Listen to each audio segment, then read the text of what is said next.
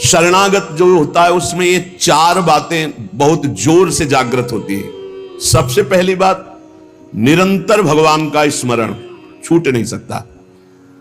नींद आई तो सुसुप्ति में चला गया, जरा भी जागृत हुआ तो मंत्र चल रहा है, नाम चल रहा है, चलाना नहीं पड़ता, क्यों? शरणागत है। थोड़े दिन अभ्यास कर लो, ऐसा होने लगेगा। देखो इतने लोग बैठे हैं, आप सो के उठते हो तो आपका पहला चिंतन क्या होता है? क्या मंत्र होता है? भगवान का नाम प्रियालाल आते हैं आपके चिंतन में? क्या आता है चिंतन? पहला चिंतन। अगर पहला चिंतन प्रभु है तो शरणागति पुष्ट हुए। सो के उठे, चल क्या रहा है? अगर प्रभु नहीं तो अभी शरणागति नहीं। पहला लक्षण।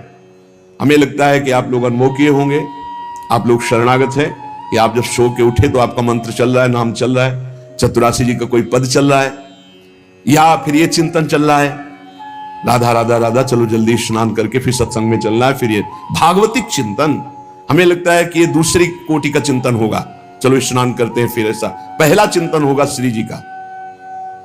ऐसा होता है? आप लोग देखिए, ऐसा होता है कि आप सो के उठे, आपका चिंतन श्री जी का चालू है? पक्का? आप लोग देख लीजिए, अगर ऐसा है तो उसका परिणाम निश्चिंतता, निर्भयता, निशोकता निश्चित जागृत हो जाएगी। और उसी का प्रातःकालीन उठने पर चिंतन चलेगा जो शयन के समय गाढ़ चिंतन करते हुए सोया है। ऐसे सुषुप्त के समय बिल्कुल ठीक वही अवस्था। अगर आप जो चिंतन कर रहे हैं तो जगते ही वही चिंतन आएगा ये। और अगर जीवन भर भजन किए हो तो मरते समय वही चिंतन आएगा, पक्का। जैसे जगते समय ऐसे मरते समय। इसीलिए भक्त निश्चिंत हो जाता है शरणागत। पहला, शरणागति का जांच करो हृदय में, भगवान का निरंतर चिंतन, प्रभु का निरंतर भजन। अगर नहीं हो रहा तो किसी अन्य का आश्रय लियो, वस्तु का, व्यक्ति का, स्थान का, भोग का। लिख लो आप दिमाग में चाहे कागज में। उस आश्रय का मिटिया मेट हुए बिना शरणागति पुष्ट नहीं होगी। आप अगर ईमानदारी से छोड़ दो तो छोड़ दो, नहीं भगवान फिर जो कहते हैं ना कि जो मेरा होता मैं, फिर उनका जो ऑपरेशन होगा वो शायद है कि सह ना पाओ, क्योंकि शरणागत हो छोड़ेंगे नहीं। वचन से भी शरणागत हो आप छोड़ेंगे नहीं, तो उनका स्वभाव हम आपको बता रहे हैं। और हर ऑपरेशन बेहोश होके होता है। हमारे प्रभु ऑपरेशन होश का इंजेक्शन लगा करते, पहले होश का इंजेक्शन, पूरी चेतना, फिर ऑपरेशन करते हैं, क्योंकि जड़ से मिटाना है। निरंतर भजन क्यों नहीं होता? इसका उत्तर है आपका कोई अन्य आश्रय है, कोई है व्यक्ति, वस्तु, स्थान, पदार्थ, पद, कुछ है जिसको तुम भजन से भी अधिक मानते हो, प्रभु से भी अधिक मानते हो, इसीलिए आपका भजन नहीं होता। जो सर्वतोभावेन शरणागत है, भजन करना नहीं पड़ता, भजन होता है। चलना प्रदक्षिणा होती है, बोलना स्तोत्र होता है, सोना समाधि होती है, भोजन पाना यज्ञ होती है, हर चेष्टा उनकी भजन होती है। दूसरा, अपने प्रभु से कुछ ना चाहें, यहां तक कि मोक्ष भी ना चाहें। क्यों चाहे? क्या आप जानते नहीं हो कि क्या करना है? सर्वज्ञ हो, जब जो चाहे करो, हम राजी हैं। पहला, निरंतर भगवान का भजन। दूसरा, अपने प्रभु से कोई भी मांग ना रखना, शर्त ना रखना। जो शर्त होता है वो प्रेम नहीं होता। प्रेम में कोई शर्त नहीं होती, सौदेबाजी नहीं होती। प्रेम में सौदेबाजी नहीं होती, सौदेबाजी प्रेम नहीं होता, पक्की बात सुनो। तीसरा, प्रभु के हर विधान में आनंदित होना। प्रभु के हर विधान में आनंदित कौन होता है? शरणागत। नहीं तो विधान की जांच होती है, अनुकूल है कि प्रतिकूल। प्रतिकूल है तो नो नो नो। ये जो कच्चाई होती है शरणागति में, वो भरभरा जाता है, शोकित हो जाता है, इधर उधर डगमगा के आश्रय लेने लगता है। हर विधान उनका मंगलमय। चौथा, भगवान के किसी भी विधान में विरोध भाव ना करना। भगवान के प्रत्येक विधान में आनंदित रहना, भगवान के किसी भी विधान में विरोध न करना। जो किया अच्छा हो रहा है, नहीं बहुत हाहाकार मचने वाला है, सब नहीं, जो प्रभु का विधान है वो मंगलमय है, सब मंगलमय है। चार बातें शरणागति में आती। निरंतर भजन, किसी भी तरह की भगवान से कोई शर्त चाह नहीं, उनके हर विधान में आनंदित रहना, भगवान के विधान को प्रतिकूल मान करके विरोध भाव नाना, विपरीत भावना नाना। अब निश्चिंत हो जाओ, तुम्हारी जिम्मेवारी श्री भगवान ने ले ली, शरणागत हो। अब तुम्हें किसी भी तरह का दुख आवे तो उबना नहीं है। वो सुख है, दुख रूप लेके आ रहा है। जैसे माया दुख भेजती सुख रूप में, पार्सल में ऊपर लिखा होता है सुख, और जब खोलो अंदर तो होता है दुख। जिसे तुम सुख समझते हो ये सुख नहीं, सुख की छाया है, समझ पड़ती नहीं, ये गिरधर की माया है, भारी दुख है। दुखालयम शाश्वतम में जो भी पोस्ट आता है आपके पास वो दुखद ही है।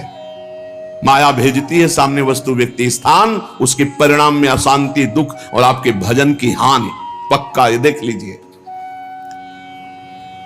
जन्म भर भगवान के साथ अर्जुन जी रहे हर समय, लेकिन गीता का उपदेश प्रारंभ हुआ शिष्यस्ते हम साधिमाम त्वाम प्रपन्नम। प्रपन्न से ही ज्ञान की उत्पत्ति होती है। जो भगवान की शरणागति, उसी से शुद्ध ज्ञान होता है। तब तक भगवान अंदर बैठे हैं, ज्ञान प्रकाशित नहीं करेंगे। जैसे अर्जुन जी के साथ रहते हुए गीता का उपदेश कब दिया? जब अर्जुन जी ने कहा शिष्यस्ते हम साधिमाम त्वाम प्रपन्नम, मैं आपका शिष्य हूं, आपका शरणागत हूं, आप मुझे ज्ञान। भगवान गीता जी, ज्ञान का फल क्या हुआ? बोले नष्टो मोह स्मृतिर्लब्धा तत्प्रसादान्मयाच्युता। मोह का नाश हो गया, स्मृति जागृत हो गई आपके कृपा प्रसाद से, हे गोविंद, हे अच्युत। तो इसी प्रकार हमारे अंदर भी सब ज्ञान जागृत हो जाएगा, पहले हम भगवान की शरणागत हों। त्वाम प्रपन्नम, भगवान का सर्व समर्पण भाव ही सब दिव्यताएं जागृत करता है। भगवान के प्रति जितना समर्पित होते जाओगे उतने दिव्य ज्ञान होता चला जाएगा, और जो चीजें आपकी दुर्गति कराने वाली वो सब भस्म होती चली जाएंगी। जब कुछ नष्ट होने लगे तो क्षोभ मत करना, वो नष्ट जरूरी था होना, ये बात दिमाग में बैठा लो। कुछ पकड़े मत रहना, क्योंकि भगवान को जो लगेगा वो हटा देंगे, वो नष्ट कर देंगे। जो वस्तु भगवान नष्ट करे तो जान लो परम मंगल विधान, ये वस्तु हमें भगवत प्राप्ति में बाधा पहुंचा देती, इसलिए भगवान ने उसे नष्ट कर दिया। भगवान को समर्पित वस्तु के नष्ट होने में तुम्हें क्यों जलन हुई? क्योंकि तुमने तो भगवान को अपना सर्वस्व मानकर समर्पित कर दिया। अब तुम्हारे पास अपना कहलाने के लिए सिर्फ भगवान है, और भगवान की सब वस्तु जब जो चाहे हटा ले, जब जो चाहे रख ले। जरा इस पर विचार करो। आप राजी हो शरणागत? आपके पास अपना कहने वाला शब्द केवल भगवान के लिए है, और जो भी कुछ आपके पास है वो सब भगवान का है। वो चाहे अभी बुला ले, चाहे वर्षों रखे, चाहे अभी नष्ट कर ले, चाहे और बढ़ा दे। क्या राजी हो इस बात में शरणागति पर? अंदर से देख लो, तुमने तो दे दिया भगवान को, और तुम्हारा था कब, और वो था कौन, तुम्हें पता है? नहीं पता। इसी अज्ञान का नाश करने के लिए पहले ये बात स्वीकार करो, अपना कहने के लिए हमारे पास अब एक बात रह गई है, प्रभु। हमारे पास जो कुछ है, शरीर, मन, प्राण, आत्मा, परिवार, धन, संपत्ति, सब प्रभु को दे दिया। शुभम तभी वास्तिता। अब जब प्रभु को दे दिया तो जब मन आवे तब ले ले। जैसे हम अपने घर की कोई वस्तु किसी को दे दिया, वो कह रहा है रखे रहो, हम ले लेंगे। अब जब कभी वो ले ले तो ईमानदारी से हमको दुख नहीं होना चाहिए, क्योंकि हमने उसको दे दिया। अब आप देख लीजिए, तुम जो भी करते हो वो मेरे को समर्पित कर दो। एक एक बात समझ लो। यहां यत करो से कहा है, ये करो ऐसा नहीं कहा। तुमसे जो भी हो रहा है तुम भगवान को समर्पित करो। पहला काम ये, हम शरण में जा रहे हैं, सर्वधर्मान परित्यज्य। हम भगवान की शरण की तरफ यात्रा कर रहे हैं। यत करोषि, ये तो सर्वाणि कर्माणि मयि सन्न्यस्य मत्पराः, मेरे परायण होकर सारे कर्म मेरे को समर्पित कर। क्या जाता है?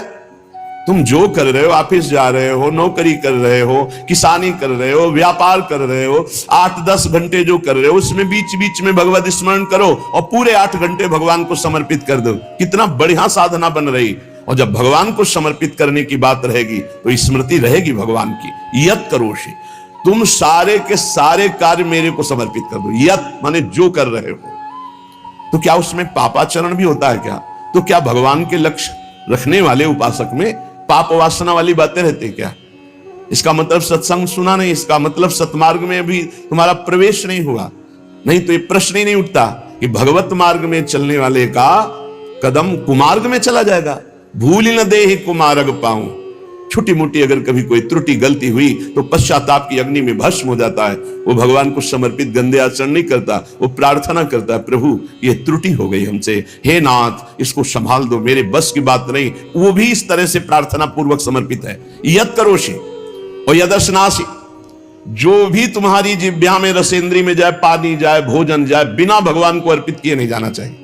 अभी शरणागति पुष्ट हो जाएगी। जो भी कार्य करो भगवत समर्पित करो। एक स्थिति आती है जहां भगवत समर्पित करना नहीं पड़ता, स्वयं होता रहता है।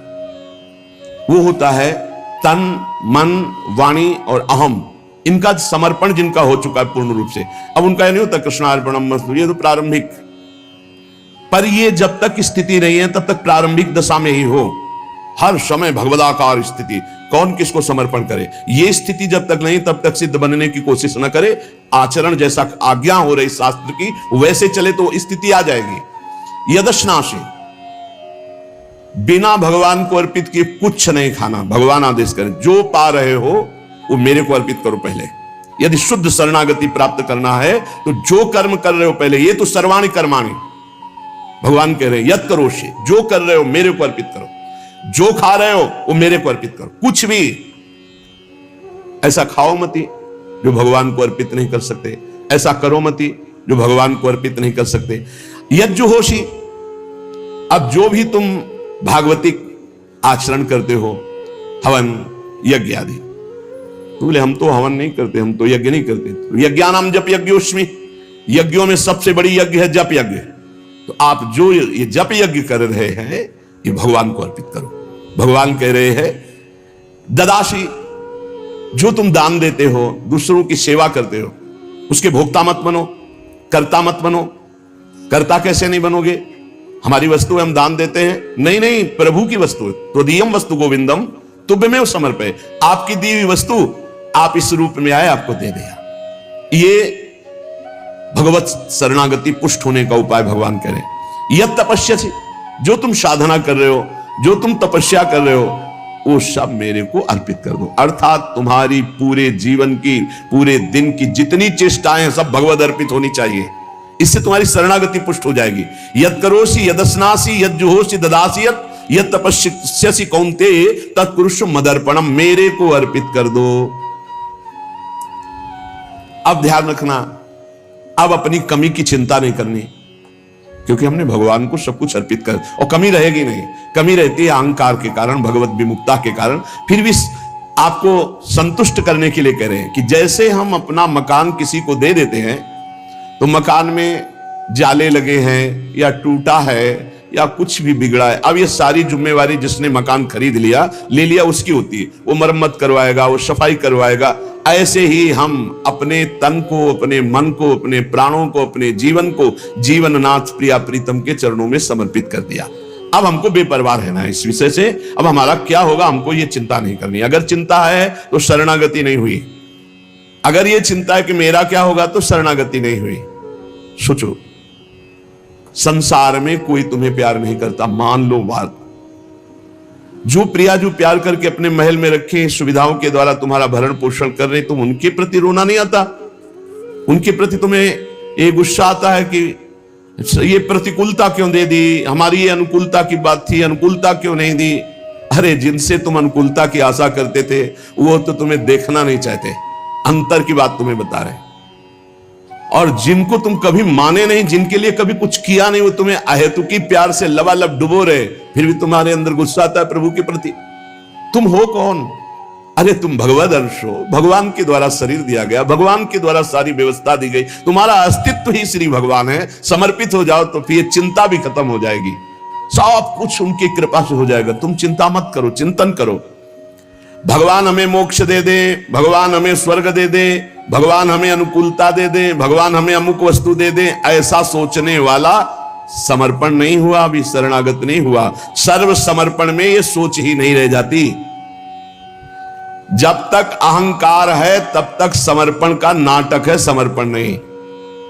अहंकार है वहां सर्व समर्पण नहीं है।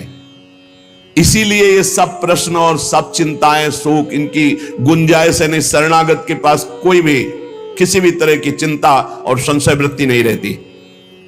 सर्व समर्पण हो जाने पर अब जिम्मेवारी भगवान की है, हमारी नहीं। हमारा केवल कर्तव्य भगवान का आदेश पालन करना। वो आदेश करें अनन्यस चिंतयन्तो माम, केवल मेरा अनन्य चिंतन करो, माम अनन्यस चिंतन। जिस प्रकार पतिव्रता पत्नी पर पति का पूर्ण अधिकार होता है, उसी प्रकार पत्नी का पति के संपूर्ण वैभव पर भी अधिकार और गोत्र पर भी अधिकार। वही नाम, वही गोत्र, वही संपत्ति। जिसके जीवन में भगवान के प्रति समर्पण आ गया तो उसकी ठसक हो जाती। तुम किस गोत्र के हो? बोले अच्युत गोत्र, श्री हरिवंश सुगोत्र कुल। जो अपनी महिमा से कभी च्युत नहीं होते, उन हम भगवान के हैं। अब हमारा गोत्र, हमारी जाति, हमारा कुल भगवान है। और यही सिद्धांत परम सत्य है। एक माई आके बहुत रोई और कही जिंदगी हो गई, नौ दुर्गा पूरी रहती थी, रोज शंकर जी को जल चढ़ाती और रोती जा रही थी। और मतलब हो सकता है 65 वर्ष की, हमारे पति को ले लिया, हमारी पूरी श्रद्धा नष्ट हो गई, जीवन भर व्रत। और शरणागति को समझो भाई, बहुत आनंद आ जाएगा आपके पास। अगर आप भगवत मार्ग में चल रहे हैं, शरणागत हैं, तो आपके पास अपना कहने के लिए अब कुछ नहीं बचा, वो केवल श्री भगवान है। मेरे तो गिरधर गोपाल दूसरों न कोई। अब दूसरी जो कुछ भी है वस्तु, व्यक्ति, स्थान, वो गोविंद का है। जब चाहे गोविंद ले ले, जब चाहे बढ़ा दे, जब चाहे घटा दे, जब चाहे नष्ट कर दे। तुम्हें दुख नहीं होना चाहिए। अगर दुख होता है तो अभी शरणागत नहीं हो। कितनी ऊंची स्थिति शरणागत की है। अब जो जीवन में प्रभु का शरणागत है, उसका पहला लक्षण कि निरंतर स्मरण करता है, तो अंत काल में भगवान का स्मरण होगा। अभी आपको बताया, जो रात्रि में सोते समय स्मरण करता है, उसका परिणाम जागते समय वही स्मरण।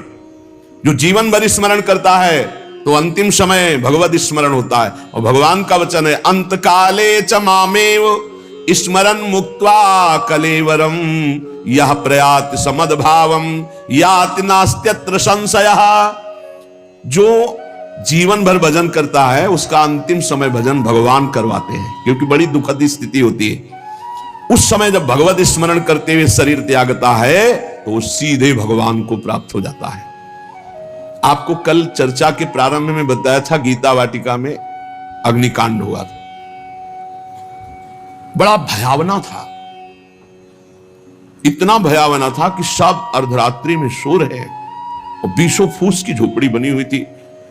अखंड नाम कीर्तन 24 घंटे वाला, सालों। लगभग सब साधक मौनी थे, जो उन कुटियाओं में सो रहे थे, 2-2, 4-4। अल्पाहार, मौन, कोई बिल्कुल फलाहार, सब दिव्य साधना में लगे। और जब आग लगी थी, वस्त्र, ठाकुर जी, पाठ के ग्रंथ, चित्रपट सब जल गए थे, क्योंकि सब उपासक ही थे। जब भाई जी हाहाकार सुनाई दिया तो भी निकले। तो उनका जो भोग के लिए घी है वो लाओ, बूरा है वो लाओ, और जो जाज्वल्यमान अग्नि डलवाए, भगवान पधारे। चित्रपट, सिंहासन में विराजमान विग्रह है, क्योंकि छोटे छोटे विग्रह साधकों के पास, ग्रंथ पाठ के सब। फिर भाई जी ने मेरे भगवान इस रूप में आए। फिर साधकों को समझाया कि आपके अंदर बैठे हुए भगवान को अग्नि नहीं जला सकते, बाहर की लीला में खंडन मंडन होगा। आपने जो अंदर नाम चला रखा है, इस उपासना को कोई छू नहीं सकता। बाहर की उपासना में विघ्न पड़ेगा। बाहर की लीला एक अलग है, इसीलिए उपासक अंतर्मुखता पर प्रधानता रहे। अंतर्मुखता पर प्रधानता नहीं रहेगी, बोले हमारे भगवान गिर गए, कोई बहुत अनिष्ट होने वाला है, आग लग गई, कोई बहुत अनिष्ट। अरे अनिष्ट कैसे हो सकता है? मंगल भवन की शरण में अनिष्ट हो सकता है? बोले कोई विनाश लीला होगी। क्यों नहीं होगी? सृष्टि रचना लीला होती, पालन लीला होती, तो विनाश लीला होना कौन सा भयावह है भाई? 3 लीलाएं हैं, तो भयावह क्या है इसमें? विनाश होगा तो क्या विनाश होगा? अविनाशी का विनाश नहीं हो सकता। विनाशी को बचना नहीं है तो आज है, नहीं तो कल। विनाश तो होना ही है, क्या परेशानी है?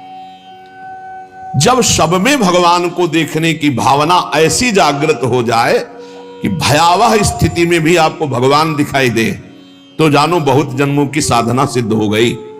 भाई जी ने बूरा और घी डलवाया, इसमें लिखा है बूरा और घी डलवाया। भगवान आए, भगवान आए। बहुनाम जन्मनाम अन्ते ज्ञानवान माम प्रपद्यते वासुदेवा सर्वमिति सा महात्मा सुदुर्लभा। भगवान कहते हैं बहुत जन्मों की साधना जिनकी हो गई है और जिनका अंतिम जन्म है, उनको इस तत्व का बोध होता है कि सब में भगवान वासुदेव है। ये बोध होता है। ऐसा महात्मा बड़ा दुर्लभ है जो सब में भगवान को देखता है। मत्ता पर तरम नान्यत किंचिदस्ति धनंजय मई सर्वमिदं प्रोतम सूत्रे मणिगणाय।